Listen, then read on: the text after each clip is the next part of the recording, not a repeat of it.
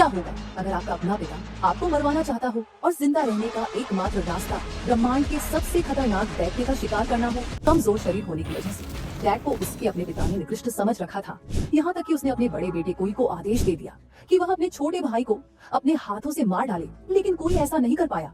आखिर डैग उसका सगा भाई था। कबीले के नियमों के अनुसार अगर डैग को जीवित रहना था तो उसे अपने से कहीं अधिक शक्तिशाली दैत्य का शिकार करना पड़ता। इतना ही नहीं, उसे उस दैत्य का सिर काट कर वापस लाना था ताकि वह साबित कर सके कि उसकी भी कोई कीमत है, वरना उसके लिए कबीले में कोई जगह नहीं बचती। जब दोनों भाई अपने शिकार का चुनाव कर रहे थे तब डैग ने ऐसा लक्ष्य चुना जिससे उसका पिता तक डरता था, अमर दैत्य शिशा। लेकिन शिशा का निवास जीना ग्रह पर था, जिसे मृत्यु ग्रह के नाम से जाना जाता था। कई योद्धा शिशा तक पहुंचने से पहले ही इस ग्रह के खतरनाक वातावरण में मारे जा चुके थे। भाई कोई ने उसे रोकने की कोशिश की, लेकिन डैग का इरादा अटल था। वह अपने पिता और पूरे कबीले को साबित करना चाहता था कि वह किसी से कम नहीं। कोई ने चेतावनी दी कि यदि वह असफल हुआ तो उसकी मौत निश्चित है। डैग ने तुरंत शपथ ली कि यदि वह सफल नहीं हुआ तो कभी अपने घर वापस नहीं लौटेगा। उसी समय उनके पिता का युद्धपोत वहां आ पहुंचा। डैग ने अपनी वफादारी दिखाने के लिए अपना खून अर्पित किया, लेकिन बदले में उसे अपमान ही मिला। जब कोई ने बताया कि डैग जीना ग्रह जाकर शीशा का शिकार करना चाहता है तो पिता जोर जोर से उसका मजाक उड़ाने लगे। उन्हें विश्वास था कि डैग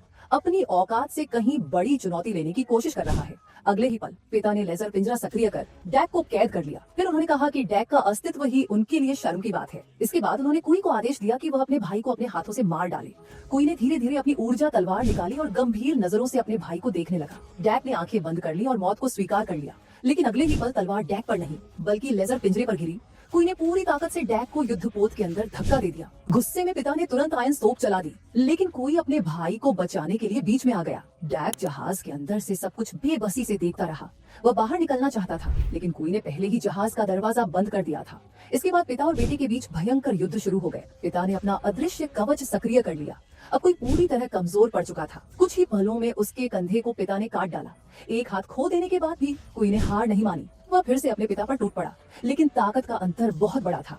आखिरकार वह जमीन पर गिर पड़ा। जहाज के अंदर खड़ा डैग असहाय होकर यह सब देखता रहा। कुछ ही देर बाद पिता की तलवार ने कुई के शरीर को आर पार भेद दिया। पिता ने घायल कुई को हवा में उठा लिया। मरते समय भी कोई अपनी कटी हुई भुजा को सीने से लगाए रहा। अचानक युद्धपोत सक्रिय हो गया और फिर डैग की आंखों के सामने उसके पिता ने कुई का सिर धड़ से अलग कर दिया।